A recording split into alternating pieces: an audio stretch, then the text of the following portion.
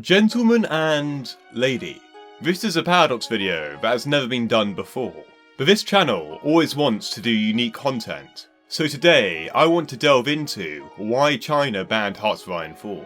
A lot of our fans have thousands of hours in Paradox games, including Hearts of Iron 4, but have you ever wondered which countries aren't allowed to play Paradox games? North Korea is quite an obvious example of people not being able to play them, since they have no internet access. But today, we want to talk about China.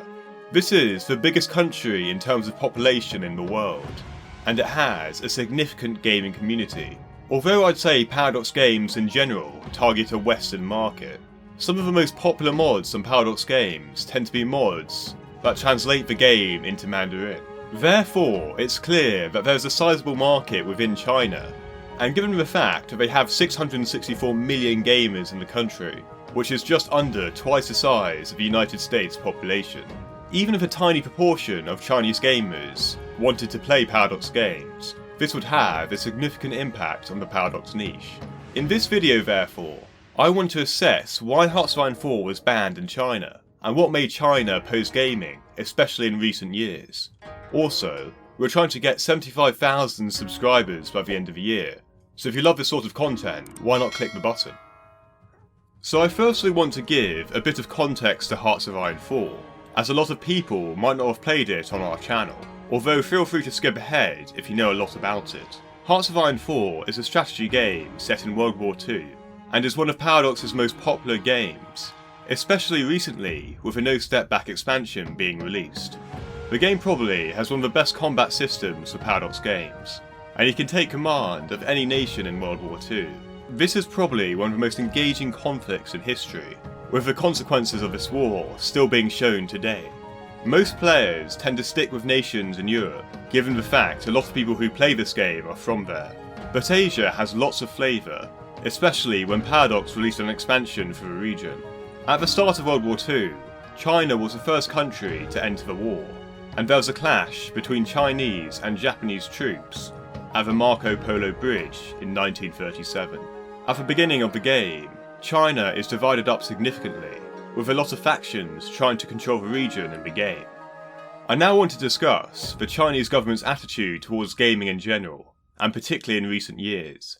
As time has gone by, the Chinese gaming market has significantly grown, which means it's a big topic in Chinese society. The government over recent years have worried about the impact of gaming on kids. Their argument is spending vast amounts of time on the internet and online gaming can have a significant negative consequence on your physical and mental health. Considering it's such a big topic, a lot of people have quite strong opinions about it. In recent times therefore, China have limited online gaming, and 3 hours is the absolute maximum time under 18s can game online. You probably wouldn't be getting very far in your EU4 campaign with those sorts of hours, particularly EU4 multiplayer games. Paradox should probably add Speed 6 if you're a bit in a hurry. Enacting this policy in China hoped to increase productivity in lower age groups, since people will game less and study more. China has always had an interesting relationship with the video game industry, and in fact the government completely banned the sale of video game consoles in the year 2000. This was due to the fear that children would neglect one's duty and game for an unhealthy amount of time if it wasn't controlled. Although the ban was lifted in 2015 for several reasons, China is still very particular about what games it allows to be distributed in the country. Considering this, it's easy to see why some games are not approved in the country, and sometimes they have to be heavily edited in order to be released to the Chinese consumer market. Other times, however, some games are considered to go against Chinese values, and are outright banned from China, which is what happened to Hearts of Iron 4, and I'll speak more on this later on. But firstly, I want to talk about some other games that were banned in China. Battlefield 4, a first-person shooter, was banned in China in 2013. This was because it was claimed that it was content that threatened the country's national security. The plot is based around a coup in China that throws them and their Russian allies into a war with the United States. You are an American soldier, and you are attacking Chinese troops. The Ministry of Culture therefore prohibited the game in the country. Football Manager 2005 is probably the last game you'd expect that anyone would have a problem with, since you're just managing a football team.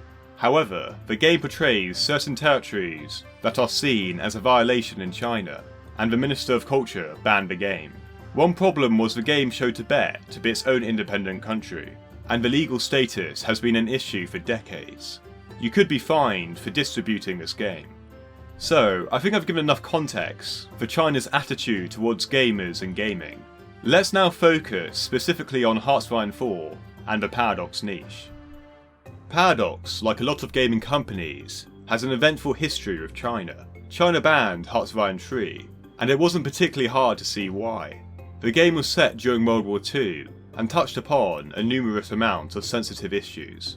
One example of this was betraying Tibet as a sovereign country. The Minister of Culture therefore accused Paradox of distorting history and damaging China's sovereignty and territorial integrity.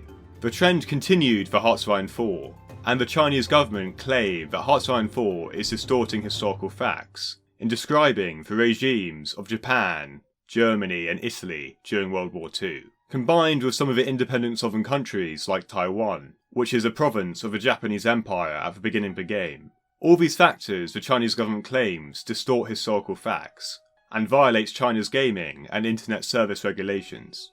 This is still the case, with no mention, as far as I'm aware, that China have lifted the ban. The only Paradox game released in China I could see is Cities Skylines, which is one of Paradox's most successful games.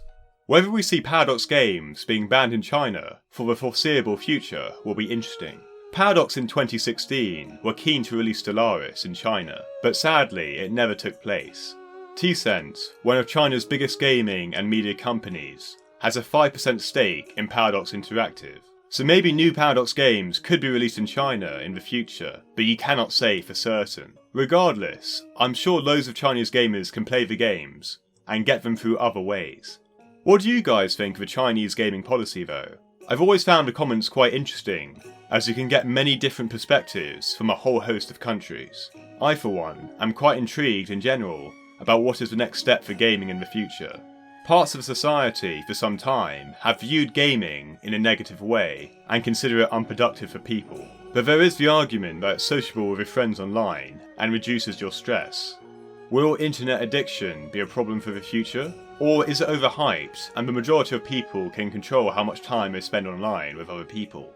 Thank you guys for watching. Please subscribe for more content like this, and I'll see you guys next time. Goodbye for now.